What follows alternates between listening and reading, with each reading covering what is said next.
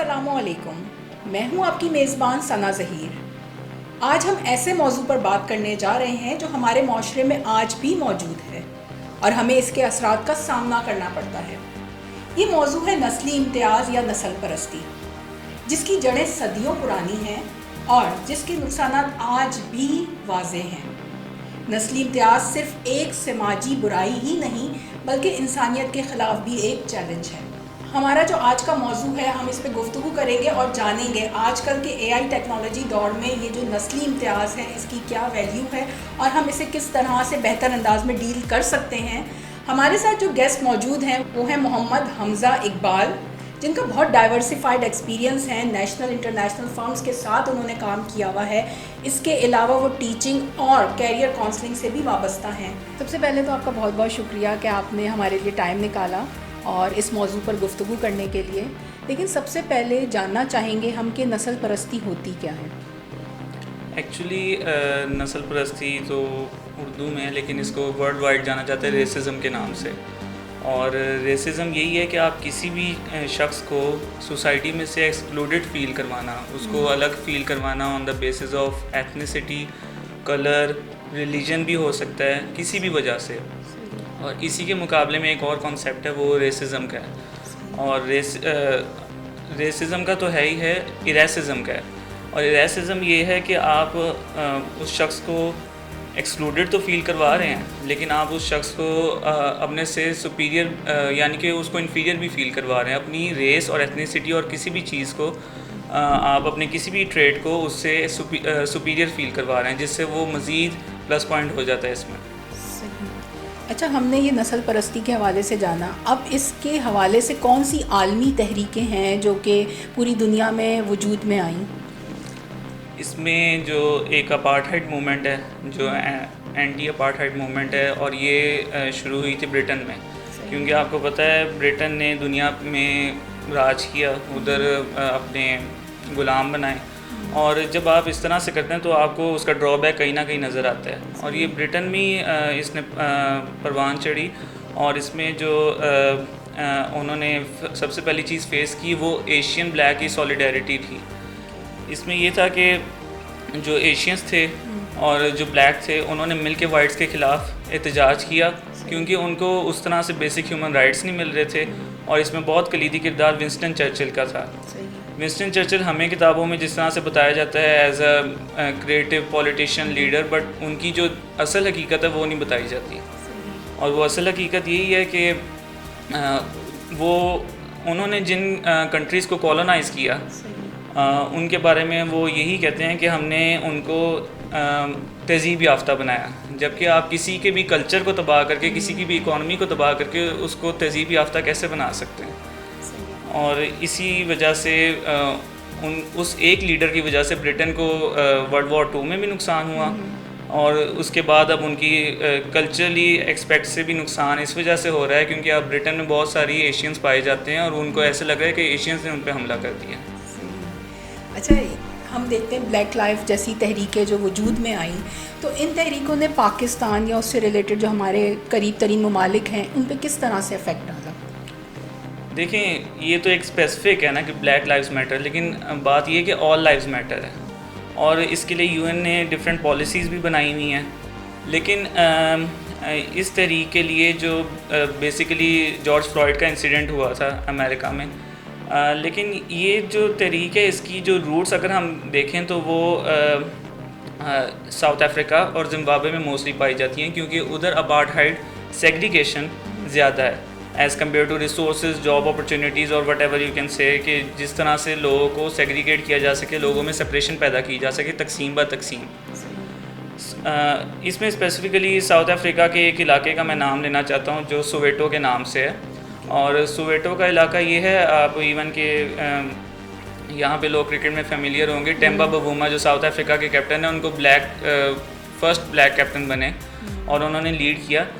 Soweto, क्योंकि उनका ताल्लुक सोवेटो से, और सोवेटो एक अनप्रिविलेज्ड एरिया है। तो ये साउथ अफ्रीका ने चेंजेस की, और क्योंकि पास्ट में जिस तरह से ब्लैक के साथ जो सलूक किया गया और वाइट अपने प्रिविलेजेस का जिस तरह से फ़ायदा उठाते रहे, और इसी हवाले से जो प्रेसिडेंट रॉबर्ट थे ज़िम्बाब्वे के, उन्होंने जिस तरह वाइट फार्मर्स के साथ सलूक किया, अपने اقتدار میں آنے کے بعد یو کین سے کہ اپارٹھائڈ کے بعد انہوں نے ریورس اپارٹھائڈ کی, یعنی کہ انہوں نے بلیکس کی سیگریگیشن کو ڈومیننٹ کروایا اپون دی وائٹس. سو یہ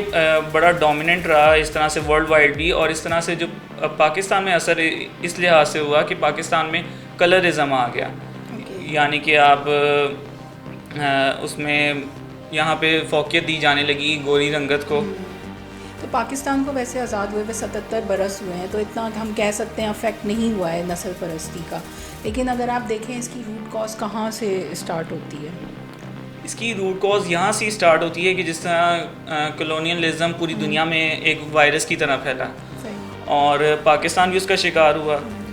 یہ صرف یہاں نہیں ہے, ایون کہ آسٹریلیا میں, نیوزی لینڈ میں, جہاں جہاں برٹن نے اپنے قدم جمائے اور جہاں جہاں وائٹس نے اسپیسیفکلی اپنے قدم جمائے, جس میں ڈچ بھی ہیں, جرمن بھی ہیں, تو یہ ان کی یو کین سے ان میں کیونکہ ریلیجن کی پریکٹسز کی بھی کمی ہے, وہ ہمیں نظر آتے ہیں اس طرح سے ڈیولپڈ کنٹری, لیکن ان کی جو سیٹ آف بلیفز ہیں وہ موسٹلی عقل پہ مبنی ہے, یعنی کہ وہ ریشنلزم کو پروموٹ کرتے ہیں. اچھا, جیسے کہ ہم دیکھتے ہیں پاکستان میں مختلف قسم کے سماجی طبقات ہیں, تو ان میں جو ریسزم ہے وہ ہم ان کی جڑیں ان سے نکال سکتے ہیں جو امریکہ, برطانیہ, یا پھر وہ ڈفرینٹ ہے؟ دیکھیں, میں نے جیسے پہلے مینشن کیا کہ پاکستان میں بھی کولونائزیشن ہوئی,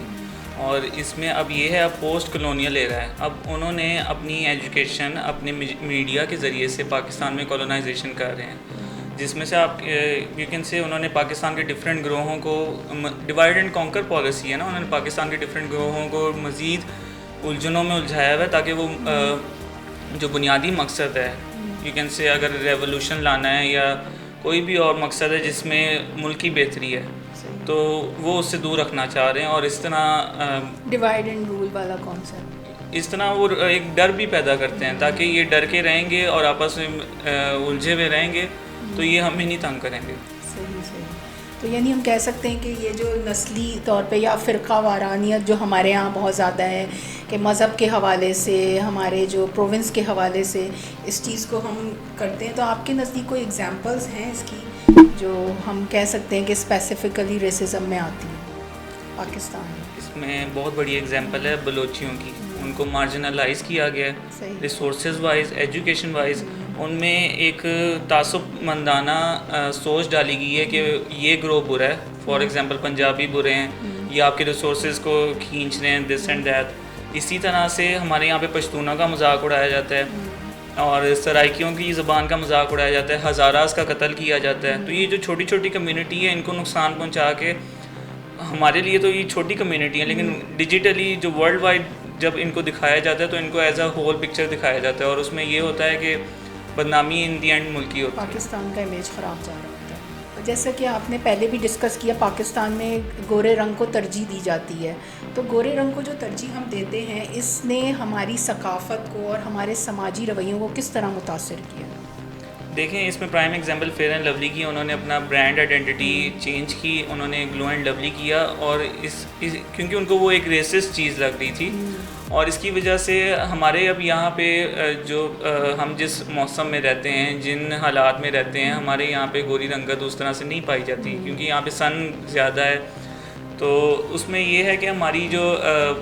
بایولوجیکل چینجز کی وجہ سے ہمیں بھی کسی بھی امتیازی سلوک کا نشانہ نہ بنایا جائے. اس میں اب فیمیل کو بہت ٹارگیٹ کیا جاتا ہے, ان کی یہ نہیں دیکھا جاتا کہ ان میں کیا کوالٹیز ہیں, ان کو اس وجہ سے بہت نیچا فیل کروایا جاتا ہے, اور اس وجہ سے وہ اپنی لائف میں آگے پروگریس بھی نہیں کر پاتی. تو یہ چیز ادھر تو ہے, میں نے پہلے بھی بات مینشن کی, لیکن ہمارے یہاں پہ ہم اگر کوئی سفید رنگت کا ہو اس کی عزت تو کرتے ہیں, لیکن اگر یہی ایز کمپیئر ٹو آپ وائٹ ڈومیننٹ سوسائٹی میں دیکھیں, اس میں اگر کوئی ان کے اپوزٹ رنگت کا ہو تو وہ اپنے آپ کو اس سے سپیریئر مانتے ہیں, اور وہ اس کو اس طرح سے نہیں کرتے. یہ پھر شاید سیٹ آف بلیفس کا بھی اس میں فرق آتا ہے. صحیح, یعنی ہمارے ملک کے اور ان کے ملک کے سیٹ آف بلیف میں بہت ڈفرینس ہے. یہ جو نسلی گروہوں کا تعصب ہے, جیسے کہ بلوچستان کے بارے میں آپ نے بتایا, تو یہ ان کی ملازمت اور تعلیم کے حوالے سے کس طرح افیکٹ کرتا ہے پاکستان میں بھی, اور جو ہم پاکستان سے باہر بھی جائیں تو کس طرح افیکٹ کرتا ہے؟ اس میں ساؤتھ افریقہ کی ایگزامپل لوں گا. ادھر ہے ریشل کوٹا, اس کو یو کین سے بلکہ اس کو کہتے ہی یہ ہیں انسٹیٹیوشنلائزڈ ریسزم. آپ جب ریشنل کوٹا کے انڈر آ جاتے ہیں تو آپ کی رنگت پہ آپ کو جاب اپرچونیٹیز ملتی ہیں، اور یہاں پہ بھی اس طرح سے کوٹا سسٹم مائنورٹی کا شروع کیا گیا ہے، اور ان کی ایک اسپیسیفک پرسنٹیج ہوتی ہے جس پہ ان کو اپرچونیٹیز ملتی ہیں، ان کو اتنے پریولیجز ملتے ہیں۔ اب ساؤتھ افریقہ میں جس طرح سے اب وائٹ کو سپیریئر جاب ملے گی، بلیک کو بالکل ہی تھرڈ کلاس ملے گی، اور براؤن کو نہ زیادہ سپیریئر نہ تھرڈ کلاس،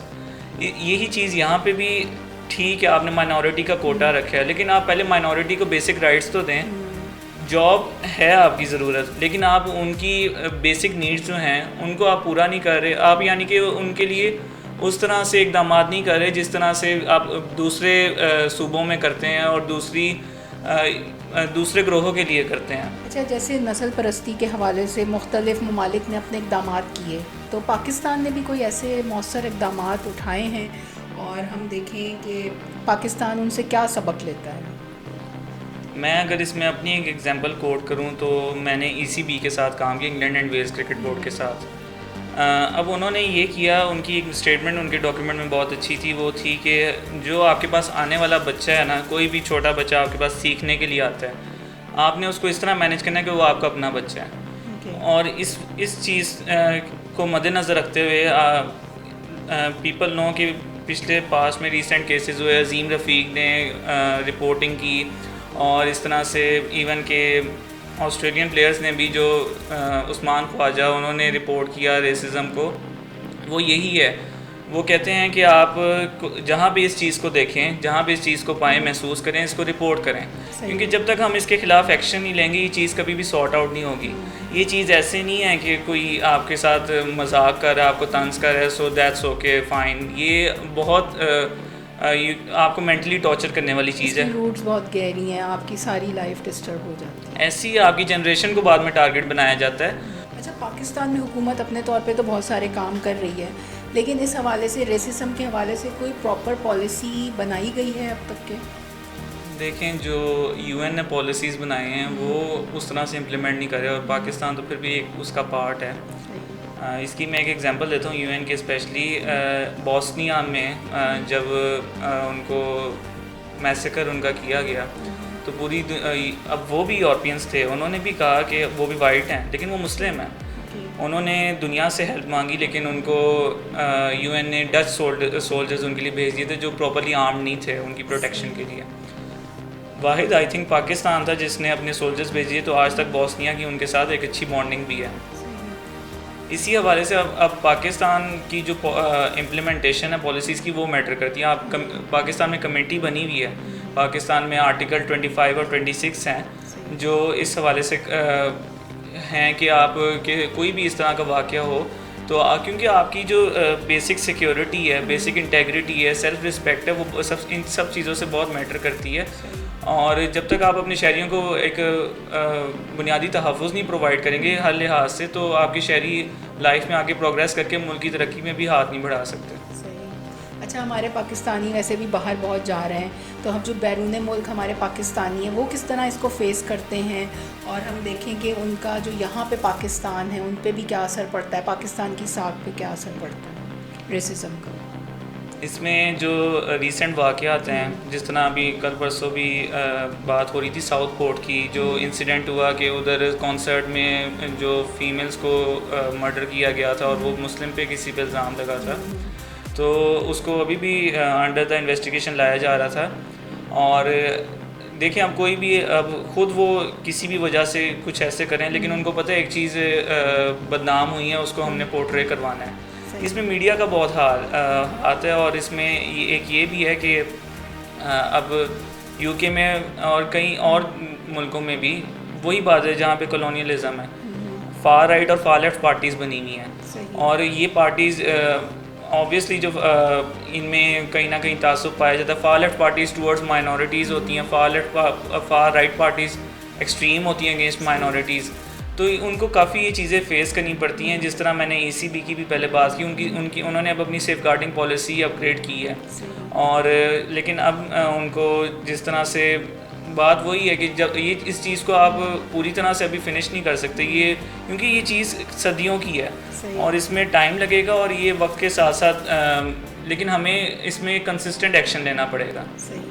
کنسسٹنٹ ایکشن کی بات ہو رہی ہے، ہماری میڈیا انڈسٹری کا بہت بڑا رول ہے، تو آپ کیا دیکھتے ہیں پاکستان میڈیا انڈسٹری اور ہم کس طرح سے عوامی طور پہ اس نسل پرستی کو ختم کر سکتے ہیں؟ اس میں ہم اسی طرح ختم کر سکتے ہیں کہ ہم اپنے میڈیا کو ہی یوز کریں، کیونکہ میڈیا میں پاور ہے، اور پاور میں یہ ہے کہ اگر میں اگزامپل دوں، جس طرح فارنرز کو یہاں پہ لوٹ کیا جاتا ہے، یعنی کہ وہ آتے ہیں اور پولیس کی بروٹیلٹی ویڈیوز ہوتی ہیں، ان کے خلاف ایک یہ نہیں کہ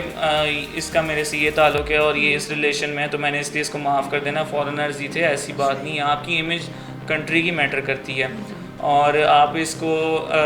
جا کے جس طرح میں نے بات کی ایک پراپر سیل ہونا چاہیے، جس طرح باہر ہے اس کی ایک لا پاس ہونا چاہیے، اس طرح سے ایک کانسٹیٹیوشن میں. اب ویسے تو انہوں نے امینڈمنٹ کی ہے لیکن بات یہ ہے کہ آپ اس کے لیے بھی تو ایک رد عمل رکھیں، عوام کے لیے امینڈمنٹ ہونی چاہیے. اچھا، ہم انٹرنیشنل میڈیا دیکھتے ہیں، اس نے پاکستان میں کس طرح ریسزم کو جو ہے تصورات کو ہم کہہ سکتے ہیں کہ تقویت دی ہے، اور جو مغربی میڈیا ہے اس کا کیا کردار رہا ہے؟ دیکھیں جو فورن کا میڈیا ہے اوبویسلی وہ یہاں پہ جو اسپیسیفک کلاس ہے وہ زیادہ دیکھتی ہے، اور وہ جب آپ کے اپنے بچوں کی گرومنگ اس طرح سے ہوگی تو وہ اسکولز میں جائیں گے تو اس طرح کی چیزیں کریں گے، کہیں گے، ریسس سلرز ہوں گے. تو اس میں یہ ہے کہ آپ نے سب سے پہلے تو اس میڈیا کو کنٹرول کرنا ہے، پرائیویسی پالیسیز کو کنٹرول کرنا ہے، اور وہ اسی طرح کر سکتے ہیں کہ جتنا آپ کے ہاتھ میں اپنا پیرنٹل کنٹرول ہے. اب میں اس میں اگزامپل یہ بھی ہے کہ اس میں اسٹوڈنٹس کو بتایا جاتا ہے کہ فرانس میں بہت سارا سونا ہے اور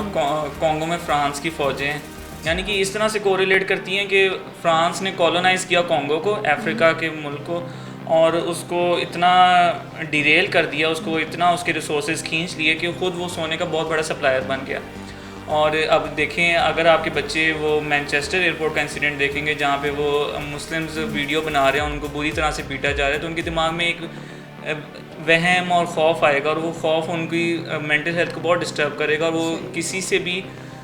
یعنی کہ پراپرلی میٹ کرنا اور اپنی لائف کو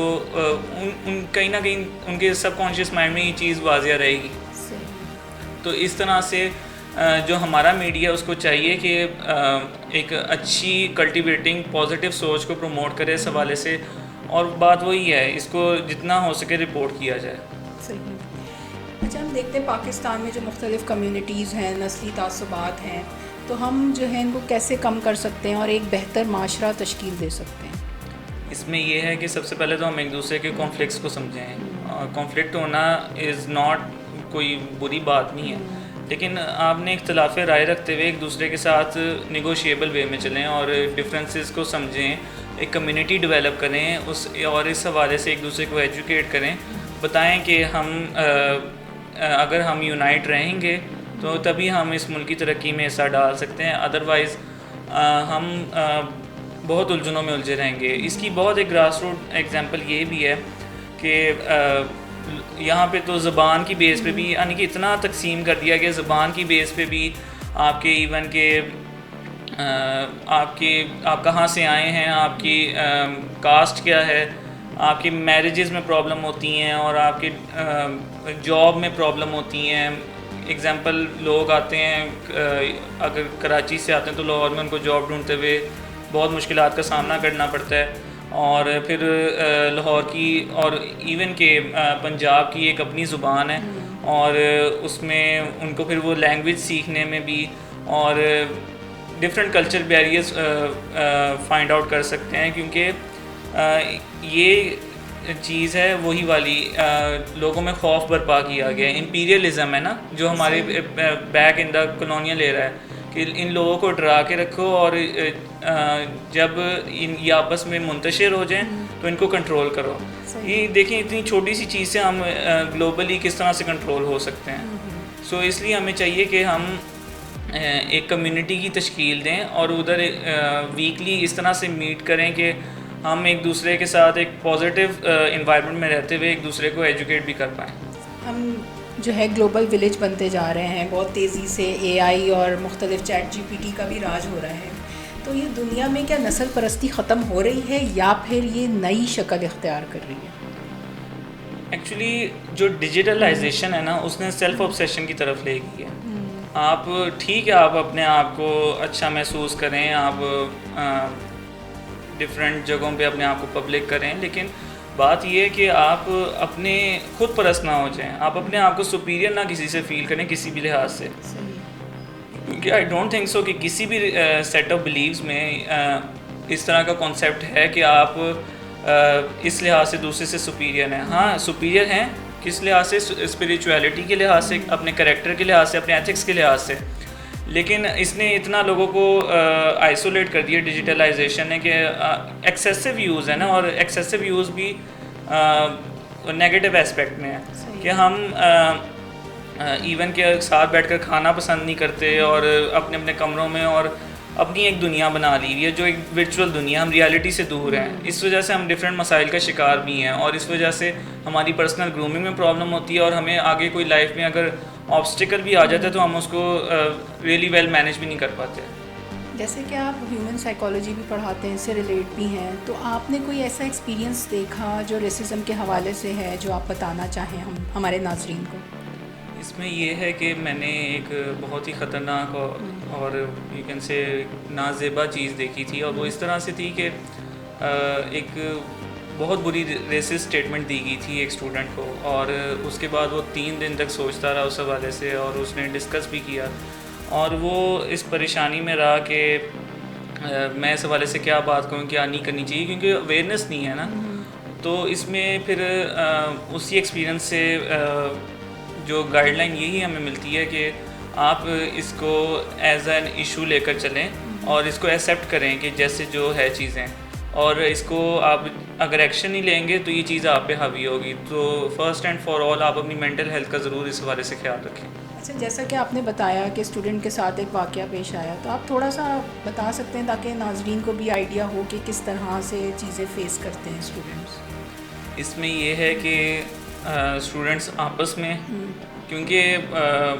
چاہے وہ کالج کے اسٹوڈنٹس ہوں چاہے وہ اسکول کے اسٹوڈنٹس ہوں, آج کل سوشل میڈیا جس طرح سے ہے, اسٹوڈنٹس اس طرح کی چیزیں دیکھتے ہیں اور پھر ان کے دماغ میں وہ کانسیپٹس بن جاتے ہیں, اور وہ پھر اس حوالے سے ایک دوسرے سے کویسچننگ بھی کرتے ہیں وداؤٹ بیریئرز. ٹھیک ہے فرینڈ شپ ہے, لیکن آپ اس کو دوسرے کی سیلف رسپیکٹ کو بھی مد نظر رکھیں. اور جب یہ چیز اس طرح سے اگر آپ کے ٹیچرز اس طرح سے ایجوکیٹڈ یا مینز اس طرح سے اگر خود بھی وہ اس چیز کا شکار رہے ہیں. اچھا حمزہ, آپ کے ساتھ ہماری بہت اچھی گفتگو رہی ریسزم کے حوالے سے. اچھا یہ ہے ہمارے پروگرام کی اینڈنگ ہو رہی ہے, تو آپ اینڈ میں کوئی بہت ہی اچھا سا ناظرین کے لیے, ہمارے ناظرین یا پاکستان کے علاوہ آؤٹ آف کنٹری بھی دیکھ رہے ہوتے ہیں, تو ان کے لیے کہ ریسزم پاکستان میں اور پاکستان سے باہر اپنے آپ کو کیسے پازیٹیو وے میں اچھے شہری کے طور پر پروڈیوس کر سکتے ہیں. اس میں یہی ہے کہ ریسزم میں آپ ہراسمنٹ اور جینڈر بیسڈ وائلنس کو بھی لے کر آ سکتے ہیں, کیونکہ یہاں پہ یہ چیزیں کافی ایز این ایشو اوپر جا رہی ہیں, اور اسپیشلی آپ انسان کو ایک انسان سمجھیں, چاہے انسان کسی بھی کمیونٹی سے کہیں سے بھی کسی بھی سیٹ آف بلیف سے تعلق رکھتا ہو, ایٹ دی اینڈ وہ انسان ہے, وہ اس کی ایک اپنی ڈگنیٹی ہے. وہ اگر اس دنیا میں بھی آتا ہے تو وہ رسپیکٹ سے آتا ہے, وہ اس دنیا سے بھی جاتا ہے تو رسپیکٹ سے جاتا ہے. اور جب انسان کو پیدا کرنے والا اس کو اس طرح سے کہہ رہا ہے تو ہم تو اس مقابلے میں کچھ بھی نہیں ہے.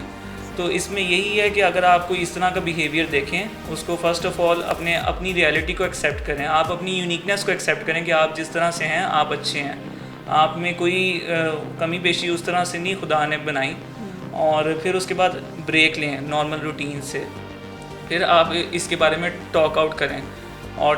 پھر اس کے بارے میں سوچیں کہ میں نے آگے کیا رد عمل کرنا ہے تاکہ یہ چیز رک بھی جائے اور میری پرسنالٹی پہ بھی اور میری مینٹل ہیلتھ پہ اس کا کوئی برا اثر نہ پڑ پائے.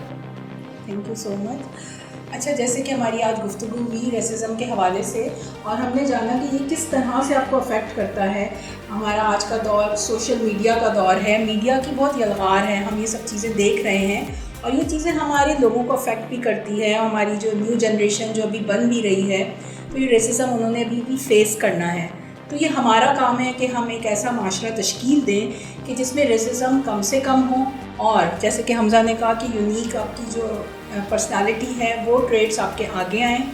اور جہاں بھی آپ کوئی ایسی چیز فیس کریں کوشش کریں کہ آپ اس کو رپورٹ کریں, اس کو سالو کرنے کی کوشش کریں تاکہ یہ چیز جو ہے آپ کی پرسنالٹی کو ڈسٹرب نہ کرے. اور امید کرتی ہوں کہ آپ کو جو ہے پروگرام پسند آیا ہوگا. میرا چینل لائک اور سبسکرائب ضرور کیجیے گا اور ہمیں اجازت دیجیے گا. انشاءاللہ پھر نیکسٹ ٹاپک پہ آپ سے ملاقات ہوگی. اللہ حافظ.